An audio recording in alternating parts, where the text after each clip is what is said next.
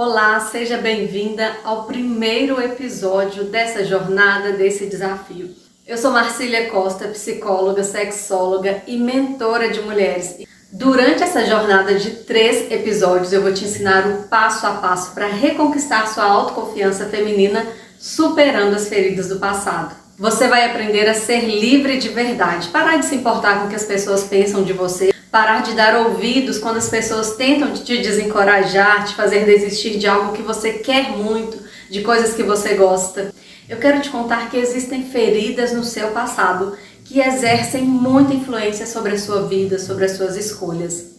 E mesmo que você não tenha consciência dessas feridas, elas estão gravadas na sua memória e acabam influenciando suas escolhas, suas decisões, os seus relacionamentos, os seus medos.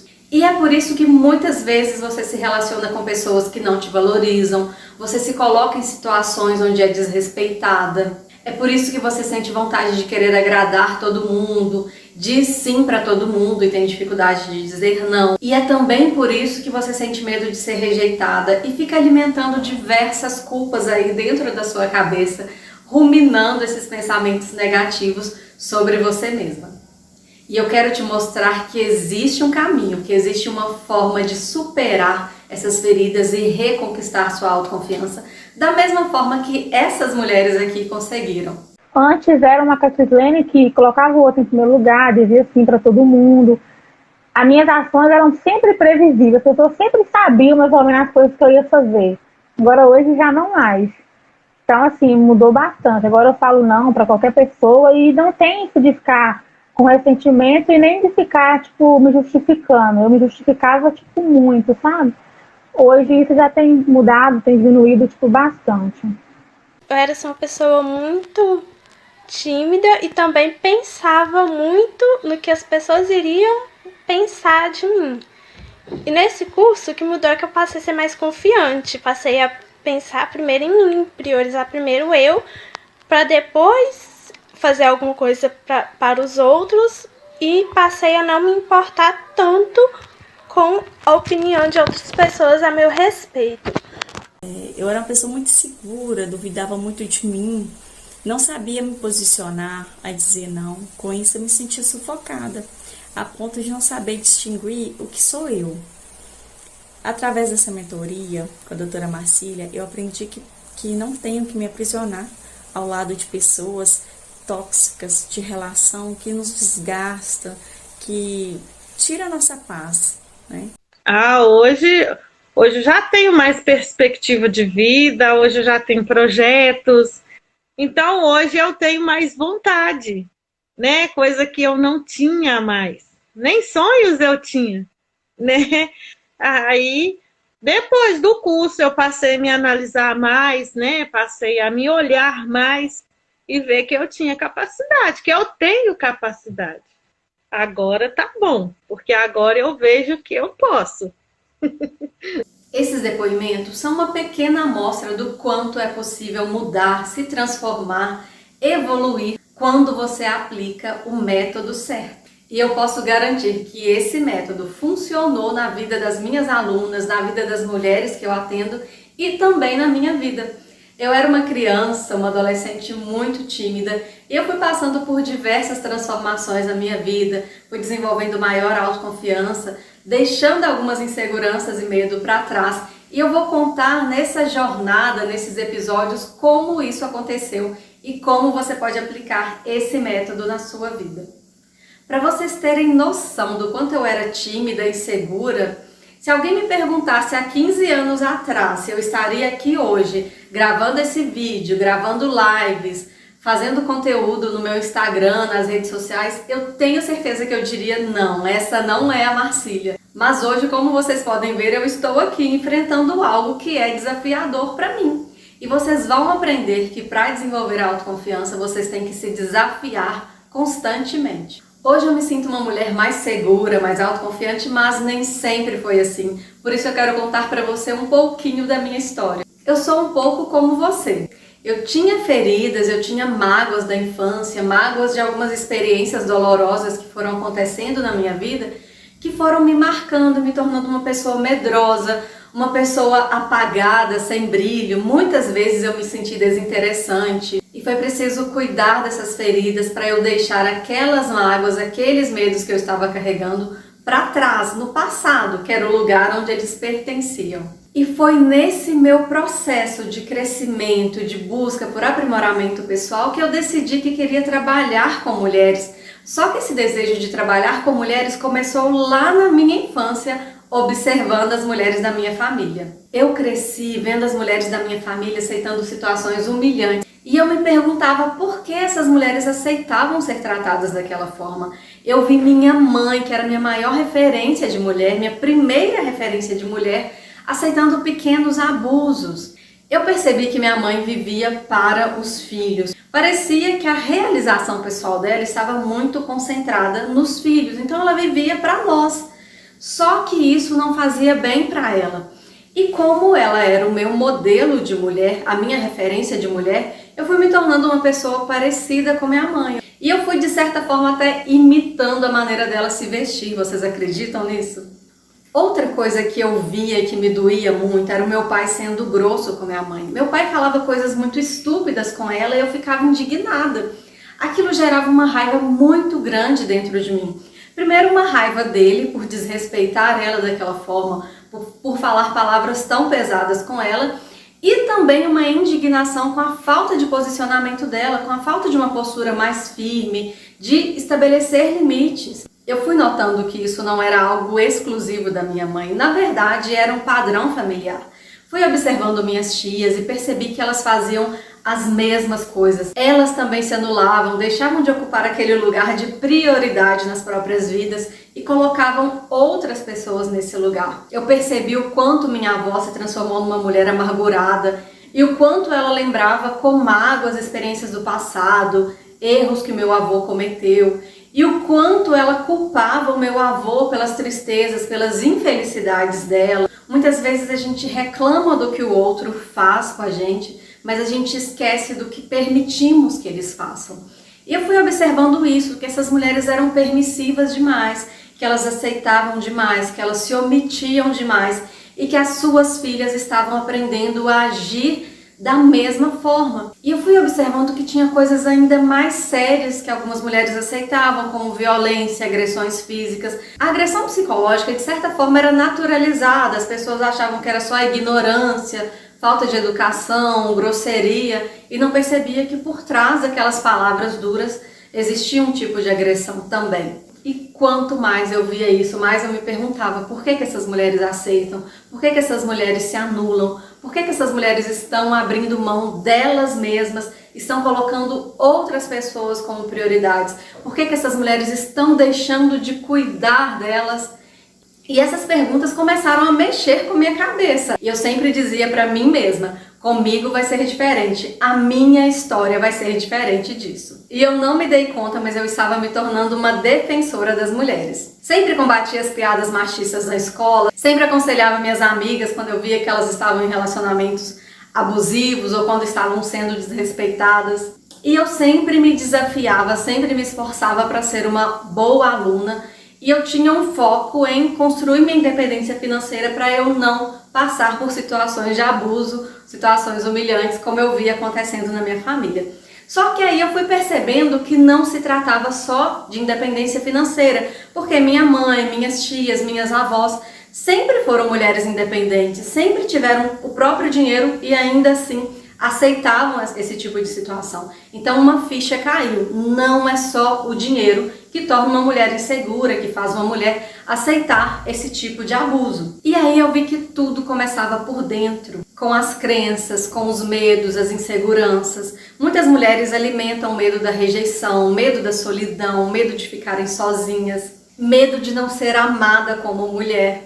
E a sociedade cobra muito das mulheres. E aí, com essas cobranças, muitas mulheres aceitam situações desrespeitosas, situações humilhantes, para não terem que enfrentar o olhar da sociedade, o olhar da família, para não serem julgadas pelas pessoas. E foi aí que eu decidi que ajudaria as mulheres a tomar mais consciência do seu poder, da sua beleza, da sua inteligência, da sua força, de tudo aquilo que tem de bom dentro delas.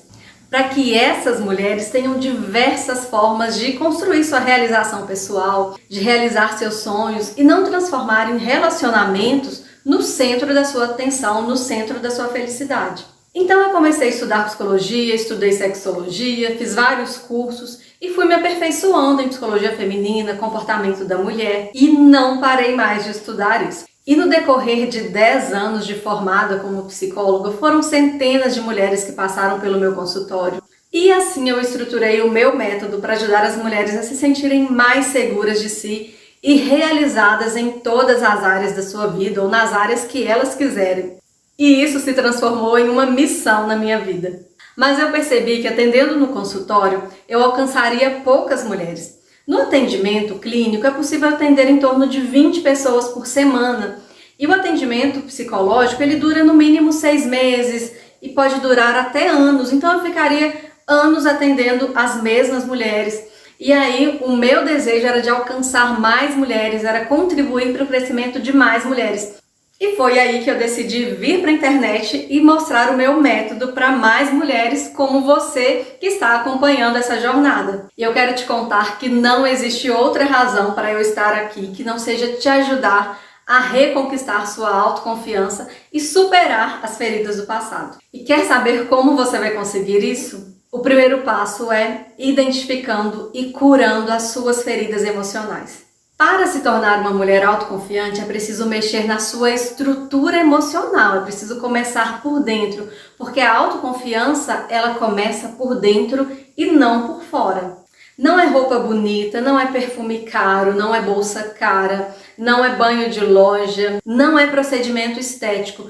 Tudo isso é paliativo, tudo isso vai te dar uma sensação de autoestima, mas é uma sensação temporária, vai durar alguns dias e depois passa. Então tudo isso vai funcionar momentaneamente, mas quando você começa a trabalhar por dentro, cuidando das suas feridas, olhando para as suas feridas, isso gera mudanças duradouras. E se você sente que dentro de você existem feridas emocionais, pode ter certeza que é por aí que você tem que começar. E é sobre isso que eu vou falar nesse episódio de hoje.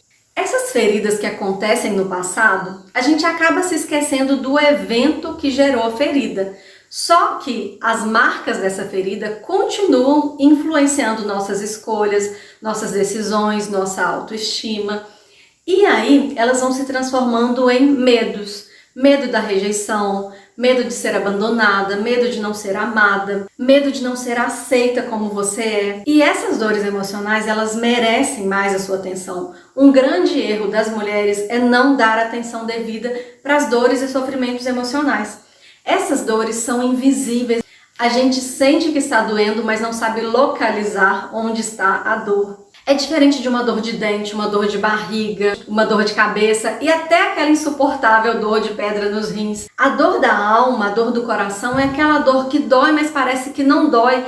E um grande erro que as mulheres cometem é achar que conseguem enfrentar esses fantasmas do passado sozinha, que podem suportar mais um pouco e vão empurrando com a barriga, achando que a dor nem é tão grande assim, que dá para aguentar um pouco mais. E até pensam que com o tempo a dor vai diminuir e passar. Mas na verdade não é assim que funciona.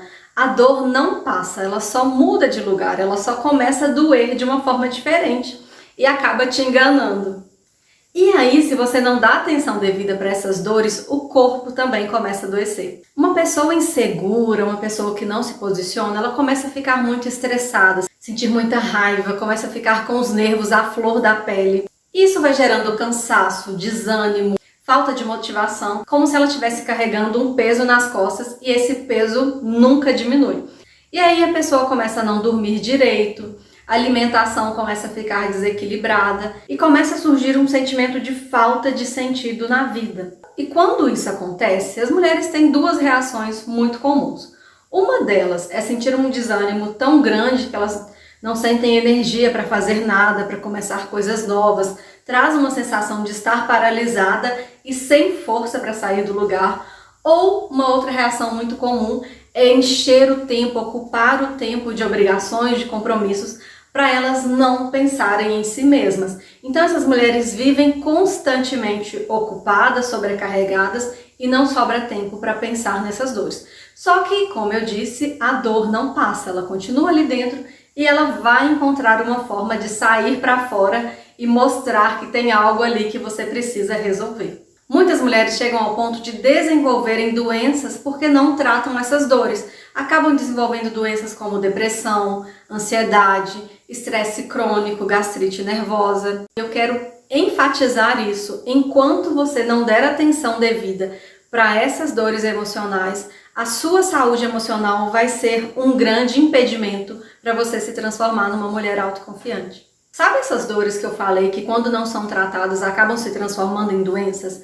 Essas doenças são chamadas de psicossomáticas. São doenças que têm uma origem emocional, psicológica e acabam sendo direcionadas para o corpo. As mulheres entre 30 e 50 anos são as principais vítimas de doenças psicossomáticas. 83% das mulheres já desenvolveram ou possuem algum tipo de doença ligada a problemas emocionais e mentais, enquanto apenas 17% dos homens apresentam esse tipo de adoecimento. Então as mulheres costumam transferir para o corpo a sua carga emocional. Para observar como está o seu corpo, se você sente dores de cabeça frequente, dores no estômago, tensões musculares, sensação de cansaço físico, insônia.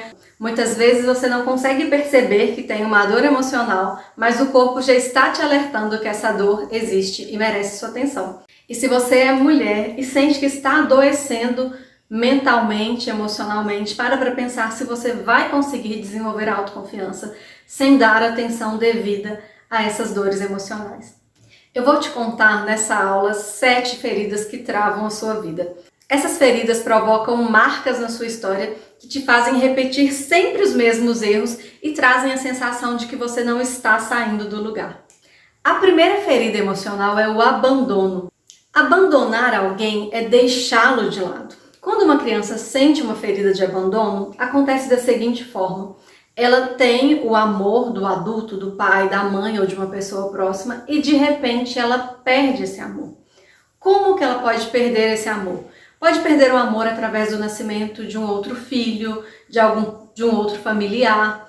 Algo que acontece que tira a atenção que aquela pessoa que a criança ama dava para ela. Essa ferida pode acontecer também em casos de pais que se afastam da criança depois do divórcio, ou pais que se dedicam muito ao trabalho e acabam reduzindo a atenção que dá para a criança. Outras crianças também já passaram por essa ferida quando estavam internadas em hospitais e os pais não puderam visitá-la. Então, quem passa por esse tipo de ferida acaba desenvolvendo algumas características que eu vou contar aqui para vocês. Pode se tornar uma pessoa vitimista, sentem necessidade de presença do outro, de amparo constante, querem o tempo todo serem amparadas pelas pessoas. Tem dificuldade de fazer ou decidir alguma coisa sozinho, por isso são pessoas muito inseguras, sem iniciativa. Pede conselhos constantemente, nem sempre seguem os conselhos, mas tem uma necessidade muito grande de pedir conselhos, de saber a opinião das pessoas. Podem apresentar uma voz de criança, uma entonação de voz mais infantil. Tem muita dificuldade de ouvir não, de receber qualquer tipo de recusa. Podem se tornar pessoas muito tristes, que choram com facilidade e que despertam muita compaixão das pessoas. Costumam se prender muito facilmente às pessoas, acabam se tornando carentes, mas também são pessoas muito racionais. Racionais no sentido de querer buscar uma explicação lógica para tudo, uma razão para tudo, de ficarem muito presas nos seus pensamentos, querendo explicar tudo. São pessoas que buscam a independência, embora sejam inseguras, embora tenham dificuldade de tomar decisão, elas sentem um desejo muito grande de independência e são pessoas que gostam muito de sexo. A segunda ferida é uma ferida que gera um impacto muito forte na vida de uma pessoa, é a rejeição. Como essa ferida acontece? Quando um bebê não é desejado, quando a criança descobre que houve tentativas de aborto, ou que o pai não queria, que o pai não assumiu a criança, ou até quando a criança nasce e os pais rejeitam, não é o sexo que os pais queriam, ou não nasce da forma que os pais idealizaram. Então, geralmente, essa ferida acontece quando a criança não se sentiu aceita e acolhida por um dos pais. Isso gera na criança uma sensação de ser inútil e imprestável. Essa ferida induz a pessoa a achar que se ela viver no seu mundinho isolada, ela não vai rejeitar ninguém e também não vai ser rejeitada. Essas pessoas sentem muito medo de passar por essa experiência de rejeição outra vez, porque é uma experiência que gera muito impacto, muita dor. Então se tornam pessoas que se desvalorizam muito, estão sempre se comparando com os outros, julgam-se sempre inferiores aos outros.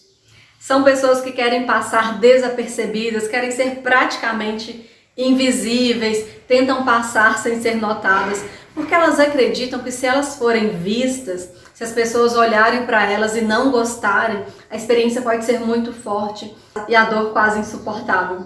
Essas pessoas sempre se enxergam como piores que os outros e têm dificuldade de reconhecer que elas podem ser boas em alguma coisa também, ou que têm algum tipo de talento.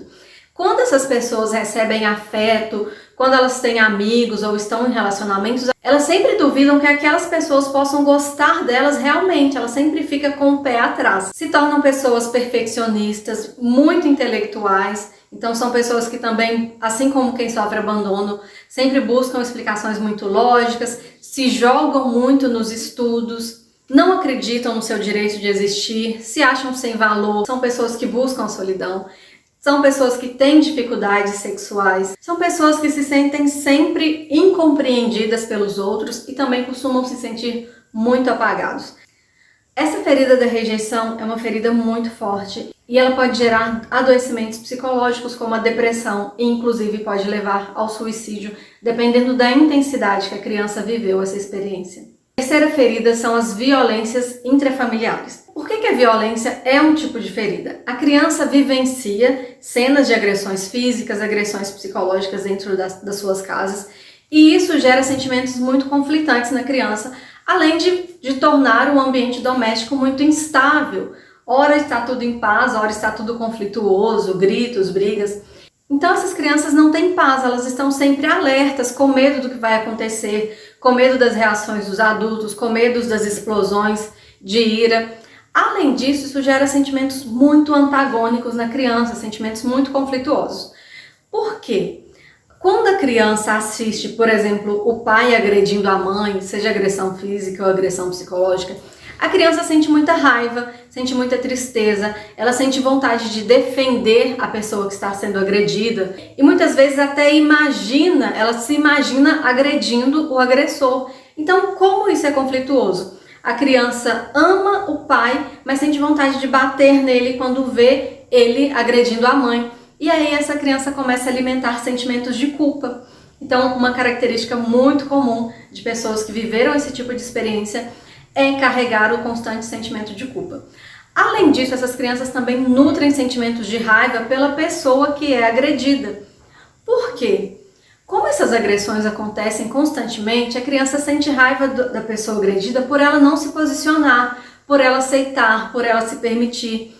Então, quando existem casos de violência doméstica, quando a mãe é a vítima de violência, a criança também nutre sentimentos de raiva e mágoa da mãe. Por quê? Ela sente que se a mãe não se defendia, então é porque de alguma forma o pai estava certo. Então a criança acaba sentindo raiva e mágoa das duas pessoas que ela mais ama. É muito forte, é muito conflituoso para a criança e isso gera também impactos na vida adulta. Eu vou contar aqui para vocês esses impactos. Quando adultos tendem a se tornar pessoas que se culpam com frequência, costumam sentir que não merecem coisas boas que chegam até eles, porque lá na infância eles se sentiram maus, eles se sentiram feios, eles se sentiram errados, porque eles tiveram raiva do pai, da mãe, porque eles sentiam vontade de bater no pai. Então isso gerou um sentimento de culpa e remorso muito grande dentro dessa pessoa e ela continua carregando esse sentimento de culpa, esse sentimento, essa sensação de ser uma pessoa horrível para a sua vida adulta. Além disso, elas têm uma tendência a repetir os mesmos padrões familiares. Os filhos têm uma tendência a se tornar agressores e as filhas têm uma tendência a se casarem, a se envolverem com homens abusivos, com homens agressores. Além disso, existe uma tendência muito forte a consumirem álcool e drogas. A quarta ferida é a traição.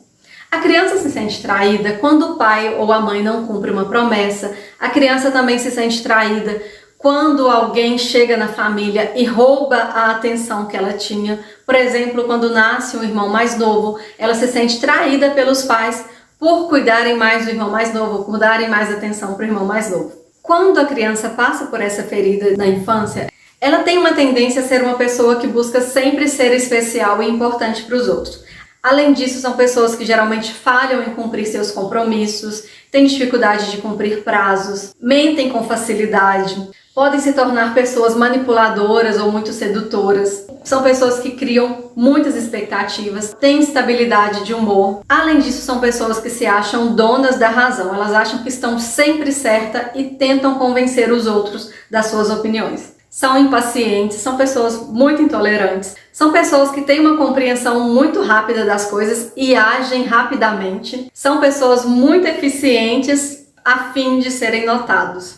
É engraçado, mas ao mesmo tempo é uma pessoa fechada, não expõe muito seus sentimentos, não mostram sua vulnerabilidade, são pessoas muito céticas, duvidam muito dos outros, duvidam muito das coisas e além disso tem muito medo de trair e de ser traído. A quinta ferida é a superproteção. A superproteção parece que não é uma ferida, mas é porque ela gera consequências muito fortes na idade adulta. A proteção dos filhos é necessária nos primeiros anos de vida, mas ela tem que diminuir à medida que as crianças crescem. Só que tem pais que não dão conta de fazer isso. Eles estão sempre cuidando dos filhos em excesso, não deixam os filhos brincarem com liberdade, estão sempre ali podando os filhos. Tem pais que vigiam até o tanto que a criança está sujando a roupa.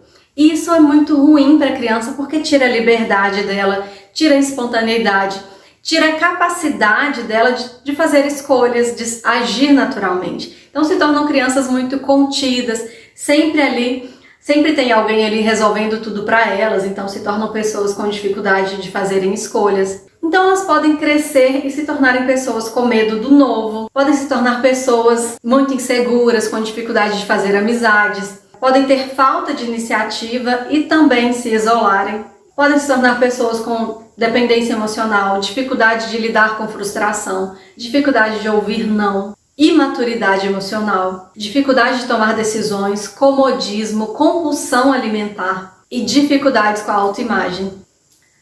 A sexta ferida é a injustiça. Esse tipo de ferida acontece em lares muito rígidos, com crianças que crescem com pais ou ambientes muito rígidos. Sabe aquele tipo de família onde tudo tem que ser de acordo com as regras do pai? Onde a criança não pode ser espontânea, onde a criança tem que obedecer o tempo todo? É como se tivesse ali uma regrinha muito clara. Aqui você não tem direitos, você só tem deveres. Então a criança cresce com essa sensação que ela tem que sempre seguir aquelas regras e nunca pode ser ela mesma. Então é muito comum para crianças que crescem em lares muito rígidos, com pais muito severos, com pais muito intolerantes. E além disso, essa ferida pode acontecer quando a criança sente que existe uma diferença de punição dentro da sua casa. Por exemplo, ela e o irmão fizeram uma bagunça e o castigo dela é mais rígido, mais severo do que o castigo que o irmão recebe. Então essa criança cresce com essa sensação de injustiça, uma sensação de desequilíbrio. Ela sente que sempre vai ser mais castigada que os outros. E sabe quais são as consequências na idade adulta? Se transformam em pessoas perfeccionistas, invejosas, costumam isolar seus sentimentos, ignoram os sentimentos, fingem que não estão sentindo. São pessoas que cruzam muito os braços, são extremamente perfeccionistas, então elas buscam sempre a eficácia para ser perfeito. São otimistas em excesso. São pessoas ativas, dinâmicas, se justificam o tempo todo, têm dificuldade de pedir ajuda e pode rir sem motivo só para não mostrar o que realmente estão sentindo. Tem um tom de voz seco e severo, não admitem ter problemas, duvidam de suas escolhas e sempre se comparam com o melhor e o pior. Então, se elas veem uma característica nelas, elas se comparam com quem é melhor e com quem é pior. Têm dificuldade de receber coisas, têm dificuldade de ganhar presentes, acham injusto receber menos do que os outros, mas também acham injusto receber mais. Têm dificuldade de sentir prazer sem sentir culpado, são pessoas que trazem muita culpa o tempo todo. Não respeitam seus limites e exigem muito de si. São aquelas pessoas que se desgastam fisicamente, emocionalmente, porque elas não aceitam que existe um limite. São pessoas muito organizadas, querem ter o controle de tudo e se controlam o tempo todo. Raramente adoecem e são muito severas com o próprio corpo. São pessoas que exigem muito do seu corpo. São pessoas frias e têm muita dificuldade de demonstrar afeto. A sétima ferida é a humilhação. É o tipo de ferida que acontece quando as pessoas sofrem humilhações. Podem ser dentro de suas casas, podem ser nas escolas, pode ser experiência de bullying também. Nesse caso, a pessoa sofre uma crítica ou um tipo de humilhação, principalmente em público. Isso gera um sentimento de constrangimento muito grande na criança. Então, quando crescem, são pessoas que sentem muita vergonha de si mesmos, têm medo de causar vergonha nas outras pessoas, não gosta de ir muito depressa, então são pessoas que sempre vão com calma, analisam tudo antes, elas estão sempre com medo de receber crítica, por isso que elas ponderam muito, se controlam muito, conhecem as suas necessidades, mas não as escutam, trazem a sensação de que carregam muito peso nas costas. São pessoas que se julgam muito, se criticam muito, se julgam como sujas, como sem coração, como pessoas inadequadas, se enxerga como a pior pessoa do mundo. São pessoas muito dependentes e têm muita dificuldade de serem livres, porque elas acham que toda vez que forem livres, espontâneas, elas correm o risco de serem julgadas, de serem criticadas, e essas pessoas são muito sensíveis à crítica. Eles sentem muito medo de serem criticadas. Por isso, para essas pessoas, a liberdade, a espontaneidade é um risco muito grande. São aquelas pessoas que estão sempre com medo de se exceder, de extrapolar, de falar demais, de errar, de cometer qualquer erro e isso se transformar em crítica. São pessoas que também sentem muita vergonha no âmbito sexual, acabam não escutando suas necessidades sexuais e compensam isso com a comida. E podem até desenvolver algum tipo de compulsão alimentar. Sabe quais são as consequências dessas 7 feridas emocionais que eu trouxe aqui? Insegurança, carência, medos constantes, culpa, dependência emocional, medos irreais, tristeza, solidão, ansiedade e instabilidade emocional. Eu trouxe essas feridas para vocês terem uma noção de como a infância pode estar ainda influenciando a sua vida atual. Além disso, existem feridas da vida adulta que geram marcas muito profundas na vida de uma pessoa e tem gente que tem muita dificuldade de superar essa ferida e ficam presas a essas dores e mágoas. Alguns tipos de feridas da idade adulta são divórcio, amor não correspondido, decepções amorosas, traição, demissão no emprego e, além disso, conflitos familiares que podem gerar também feridas, mágoas, dores emocionais. Então, existem 2 tipos de feridas que influenciam sua vida: feridas do passado e dores atuais. Quais são as feridas que têm pesado aí para você? Quando eu falei dessas 7 feridas, você identificou uma ferida que está muito forte? Alguma ferida que te fez lembrar lá do passado? Teve algo que você se identificou muito? Dessas feridas da vida adulta, divórcio, rejeição amorosa, traição, demissão de emprego, tem algumas dessas feridas que têm um forte peso na sua vida e você não está conseguindo colocar um ponto final, virar a página, fechar esse ciclo? É muito importante aprender a fechar os ciclos. Enquanto você ficar presa nesses ciclos, você vai continuar carregando o mesmo sentimento que aquela situação causou em você. Por exemplo, se você não supera um divórcio, você fica sempre presa a toda aquela sensação, a todos aqueles sentimentos que o divórcio causou em você. Pode ser que você entre em novos relacionamentos com medo de ser abandonada, com medo de ser rejeitada, com medo de novamente passar por um outro divórcio, por uma outra perda. Quando você vive uma demissão de emprego e não supera, não fecha aquele ciclo, é possível que você viva novamente esse medo de ser demitida, de não ser valorizada como profissional, ou que você se doe tanto ao trabalho para não passar por isso novamente. Então, as feridas, tanto atuais quanto do passado, têm uma forte influência, principalmente se você não dá atenção devida para elas. Para mim foi maravilhoso. E a gente relembra muita coisa do passado. Com a ajuda da Marcília, eu consegui vir em mente, parece que me fez uma lavagem cerebral, coisas que com o corre-corre da vida a gente esquece, mas participando desse curso com a Marcília, veio tanta coisa na minha cabeça, coisas boas e coisas ruins, mas é coisa que a gente precisa relembrar para melhorar. Para mim foi maravilhoso, aconselho a todos vocês a participar desse curso também, que vale a pena. Eu acho que quando a gente trabalha com traumas que vêm da infância, que a gente nem sabe que tem, mexe bastante lá dentro. Eu acho que, pelo que eu conversei até com a minha prima, que também já fez, também ela sentiu isso, porque é difícil você voltar e ver que o problema, de repente, era uma coisa que está lá atrás e que estava guardada aqui dentro. Eu acho que foi essa parte que mais me mexeu. E eu quero que você saia dessa aula de hoje com a compreensão de que o melhor caminho para se tornar uma mulher autoconfiante é cuidando das suas feridas emocionais. Não adianta cuidar só da aparência, não adianta cuidar só do exterior e esquecer do interior. Tudo começa por dentro. As mudanças mais significativas, as mudanças mais poderosas, as mudanças mais duradouras começam por dentro e não por fora. No episódio de hoje você aprendeu que não dar atenção devida para suas dores emocionais é um erro que te atrapalha ser uma mulher autoconfiante. Por isso eu quero te convidar para o episódio 2. Nesse episódio eu vou te ensinar 12 passos para se transformar em uma mulher autoconfiante. Se prepara, porque na próxima aula eu vou trazer 3 exercícios para você colocar em prática tudo que eu estou ensinando aqui. O próximo episódio vai ser incrível! E o meu desejo é que você saia dessa jornada, desse desafio, realmente transformada. Eu preparei cada episódio pensando em tudo que você precisa saber para se tornar uma mulher mais segura de si, para se transformar em uma mulher mais equilibrada e mais autoconfiante. E eu quero te conhecer. Comenta aqui qual cidade você mora e se você se identificou com algumas das feridas, se teve algo nessa aula que te tocou, me conta aí nos comentários. Eu vou adorar saber que essa aula fez sentido para você. E se você ainda não acompanha meu trabalho, se você não me segue nas redes sociais, eu deixei aqui um link para você conhecer um pouco mais do meu trabalho. Um grande abraço, até o próximo episódio.